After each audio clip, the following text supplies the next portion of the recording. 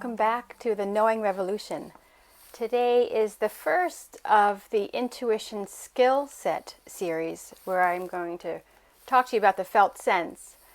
But I wanted to start that conversation by bringing you back to something I shared in the first episode, where I start to help you remind yourself about the intelligence of your body.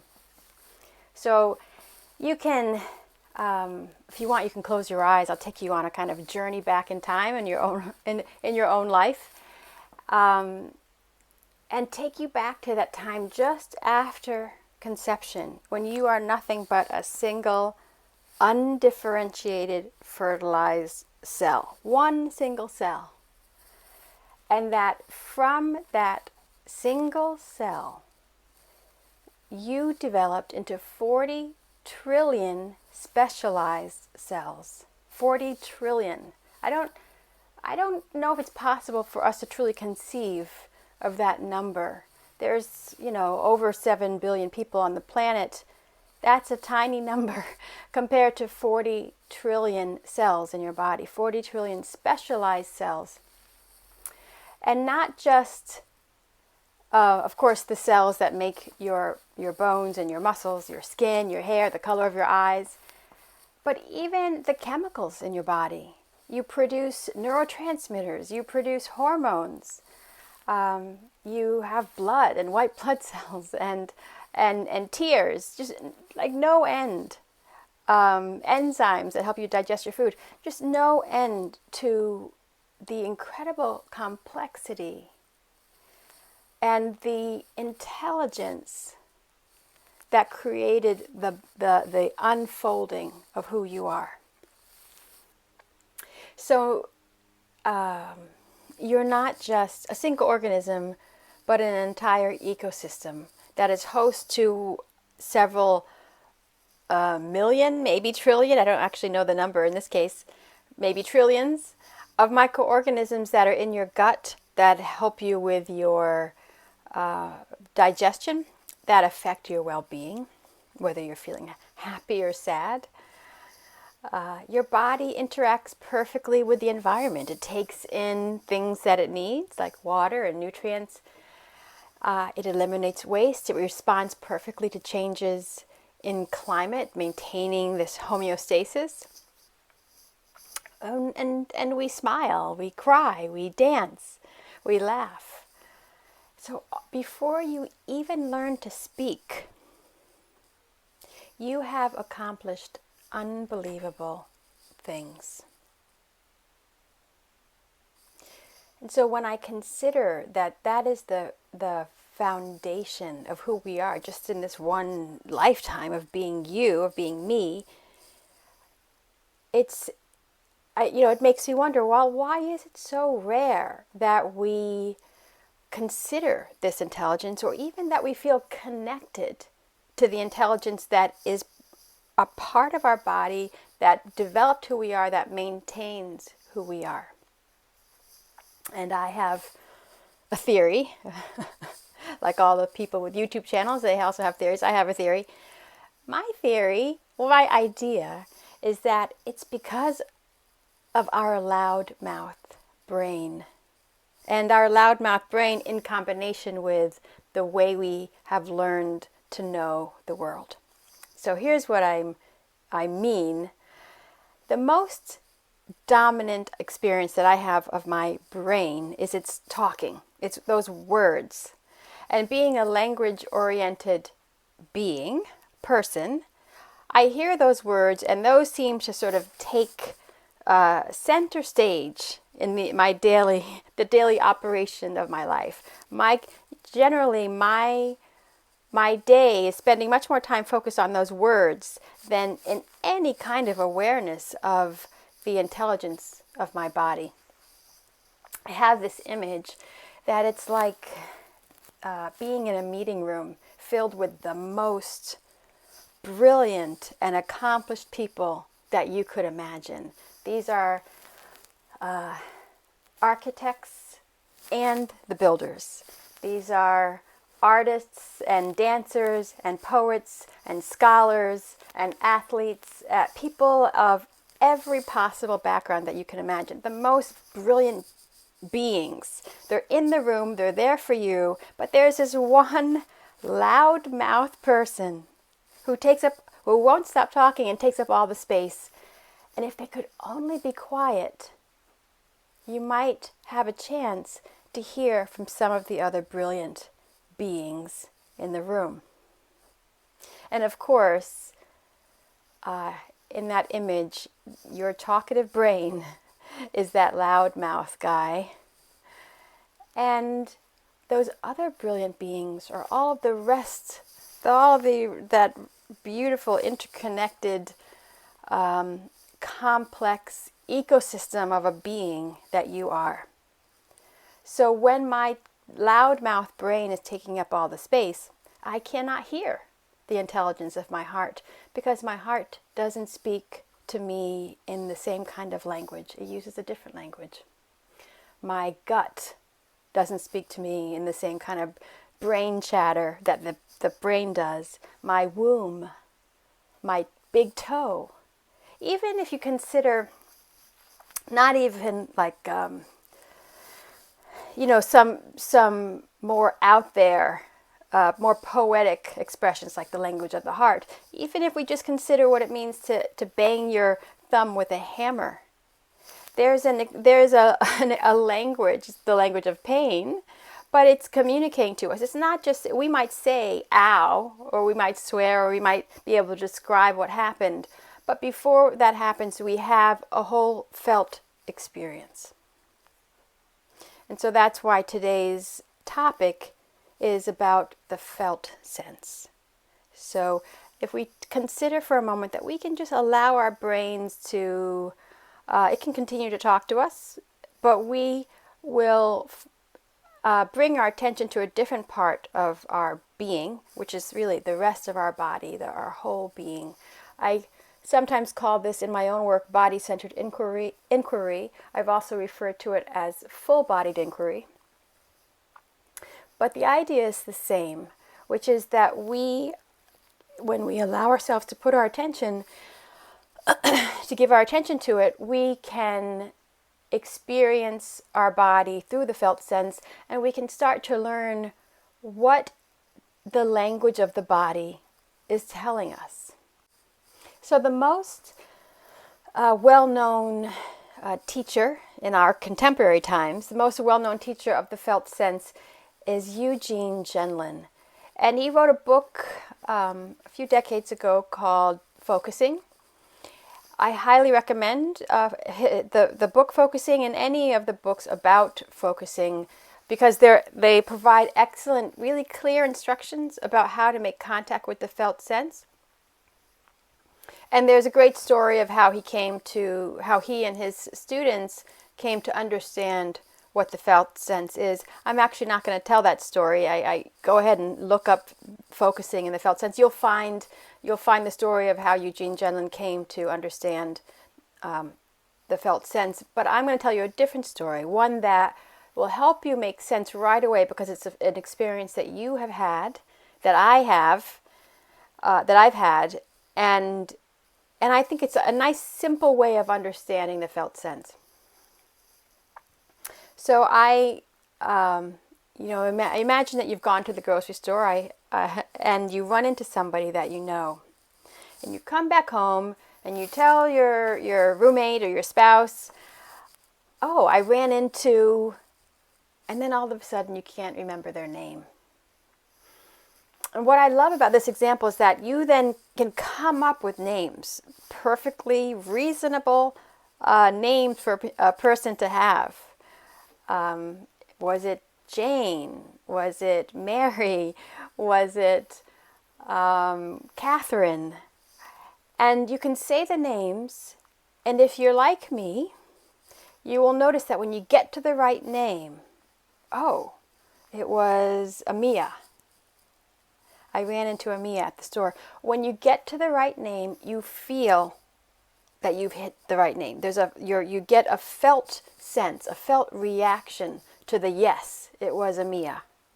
Whereas with the other ones, you go through the names, you run through your list of perfectly reasonable names, and none of them hit the mark, and you can feel it. It's true. I have this experience a lot whenever I'm trying to remember something, where as I'm running through the possibilities, I run through the possibilities and I'm checking them against my felt sense. I do it so naturally, and you probably do this too. You do it so naturally, you probably don't even realize that that's what's happening. So I would say that this is true for most of the work that I'm sharing here. One of the reasons why it's so overlooked is because it's so simple. But I think one of the reasons it's so simple is because it's just so natural. It's what I referred to in the first episode, and what really all of this work is about, which is that the only difference between the way I think about knowing and relating to the world is a conceptual difference. The actual experience that I have, that you have, our abilities never change. So I'm not giving you something new. I'm simply pointing you to what you're already capable of. So the felt sense is the perfect example of this experience. I consider it to be one of the foundational tools of developing your intuition skill set. Because as you develop the muscle of identifying and helping you relate to this felt sense, this experience in your body, you will have what seems to be direct cognition. Remember our definition from the last episode. Intuition is direct awareness, direct cognition without proof or evidence. But there actually is proof or evidence. The proof is that the evidence, the cognition, is coming through the body, which is not coming to you through words. Your brain, loudmouth brain, uses words. But the rest of your body doesn't use words to communicate with you. It uses the felt sense. So let's take a minute to consider. Let's do an example. The memory one was a good one, but I think one of the things that Eugene Genlin talks about and focusing teachers talk about is really simply, what am I feeling right now? And the what am I feeling, usually we have come to answer that question with starting with our brain. We start with language. We put words right on top of it right away. In my schema, in my version of this, and Genlin's version of this, words come later. There's something that we use. They are a medium of expression, but they are not the mechanism, the mode of creating meaning. That happens later. I know this is. I'm going to get into some of the. If you're an educator, you know about the work of Vygotsky and language mediates thought. But consider for a moment just the idea that we can have a felt sense first, and that we lead.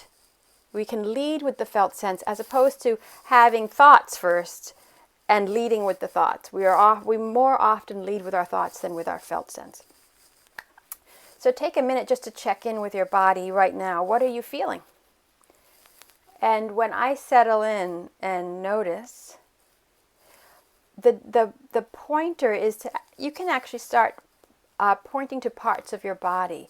Usually in focusing, one of the ways that you can be directed is just to focus on your torso.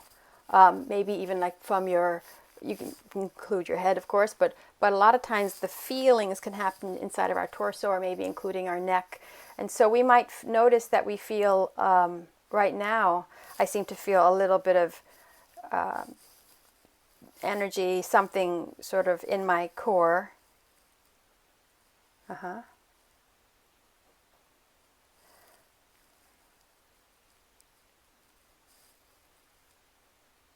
And when I talk to that energy. Now, I don't have to name it. This is the great thing. You don't have to come up with, because we're doing felt sense work, the seeing of it is the first step. Just, can I start to localize where in my body I'm experiencing something? So, for example, if you were to sit down now and just ask yourself, what am I feeling? What is my body feeling? And let your body give you an answer, you will start to, your attention will start to flow where your body feels energy. So, for example, sometimes you might notice that you feel a kind of that butterflies in your stomach feeling. Sometimes you might feel a shallowness in your breathing up here in your chest. Sometimes you might feel a kind of tightness in your throat. Sometimes you might feel a kind of open energy up here in around your forehead. So those are all different kinds of experiences. Sometimes you might feel something just right around your diaphragm, your solar plexus. A kind of, I heard someone describe to me recently, a friend described to me that they notice, one of the ways they've learned to make decisions is that when it's not a good decision, they feel a kind of constricting, pulling down feeling in their solar plexus. And when the decision is a yes, they feel a sort of, from their solar plexus going up into their heart, a kind of opening feeling. So all of these things are cues that your body is giving you. It's information, it's the language of the body. So our cells have been evolving for so long, and they evolved without a brain. They didn't have brains like these brains. But one of the things we see, even in the single-celled organisms that we study right now, is that the one thing they can do is they can interact with their environment. They are constantly receiving information from the environment and responding to that information. That has not changed. Just because you have a brain, and a loudmouth brain at that, your body is still fully capable of, and in fact is in a constant state of receiving information and delivering that information. That is how your body has survived. That's how your cells have evolved. So I really encourage you to claim this part of yourself. There's nothing. I am a spiritual person. I definitely am. There's a beautiful quote by Einstein. You can see all things as, you can live your life in two ways, as if all things are a miracle or as if nothing is a miracle. It's something like that. I'm certainly the kind of person, it's my nature to view the world as if all things are a miracle, because they're pretty amazing. But that is not a requirement to being able to be in contact with just the reality of the complex being that you are, and the interaction of the cells in your body with the environment and its ability to give you information.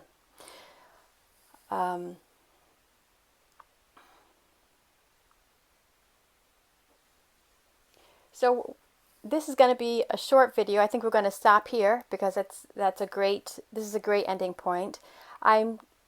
I will, if there's interest, if you can comment in the video in the comments. If there's interest, I'd be happy to do some more exercises around the felt sense. I'm especially interested if you're a student or a teacher in any environment, whether it's a typical classroom environment or an alternative learning community or a homeschooling community. If you're interested in having some specific lessons about the kind of things that you're studying and exploring, drop me a note, an email in the comments line, and I'd be happy to produce videos that are specific to the kinds of things you're looking at. In the meantime, I encourage you to investigate the felt sense, to take time to ask yourself, what am I feeling now? And when you ask the question, just quiet your mind for a bit and see what your body's response is.